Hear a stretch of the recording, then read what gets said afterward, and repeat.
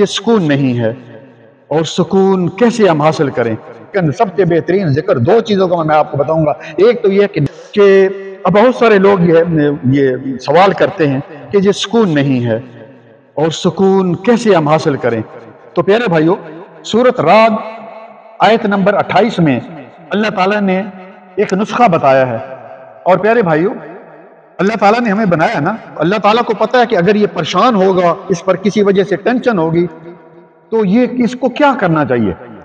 سورۃ رعد آیت نمبر 28 میں اللہ رب العالمین نے فرمایا الذین آمنوا وتطمئن قلوبهم بذکر اللہ الا بذکر اللہ تطمئن القلوب، کہ وہ لوگ جو ایمان لائے ان کے دل اللہ تعالیٰ کے ذکر سے اطمینان حاصل کرتے ہیں۔ بے شک تسلی دلوں کو کس کی ہوتی ہے؟ اللہ تعالیٰ کے ذکر سے۔ اور نبی صلی اللہ علیہ وسلم نے فرمایا کہ انسان کے جسم میں ایک گوشت کا لوتھڑا ہے، اگر وہ صحیح ہے تو پورا جسم صحیح ہے، اور اگر بگڑ گیا تو پورا جسم بگڑ گیا۔ وہی القلب، اور وہ کیا ہے؟ دل ہے۔ کیونکہ جو بھی پریشانی، جو ٹینشن، جو مصیبت، وہ سب سے پہلے دل پہ آتی ہے۔ اگر دل آپ کا مطمئن ہے تو سب پریشانیاں دور۔ اور اس کے لیے جو ذکر کا لفظ آیا ہے، ذکر کا مطلب صرف یہ نہیں ہے کہ نماز نہیں پڑھ رہے ہیں لیکن ذکر کر رہے ہیں، یہ الحمدللہ ٹھیک ہے، وہ بھی ذکر ہے، لیکن سب سے بہترین ذکر دو چیزوں کا میں آپ کو بتاؤں گا۔ ایک تو یہ کہ نماز سب سے بہترین ذکر ہے۔ ادھر لکھا ہوا ہے سورۃ طہ کی آیت نمبر غالباً 13 ہے، اس میں اللہ رب العالمین نے فرمایا وَأَقِمِ الصَّلَاةَ لِذِكْرِي، میرے ذکر کے لیے، میری یاد کے لیے نماز پڑھو۔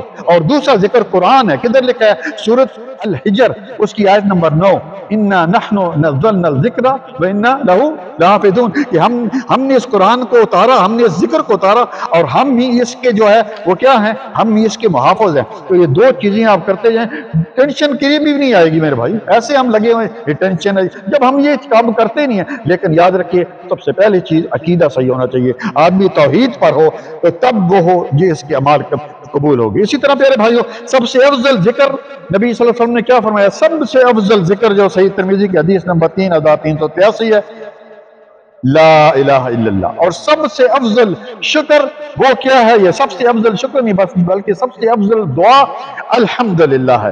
صحیح سلسلہ 64 نمبر حدیث ہے۔ تو ہر وقت الحمدللہ کہیں، ہم تو الحمدللہ کہتے نہیں بھائی۔ گھر میں داخل ہے الحمدللہ، بچوں کو دیکھا الحمدللہ، تنہا آ گئی الحمدللہ، اپنی صحت ٹھیک ہے الحمدللہ۔ ہر وقت یہ الحمدللہ، یہ بہت بڑا عظیم کلمہ ہے۔ جتنے بھی یہ میزان ہے زمین و آسمان کا خلا، اس کو نیکیوں سے جو ہے وہ بھر دیتا ہے۔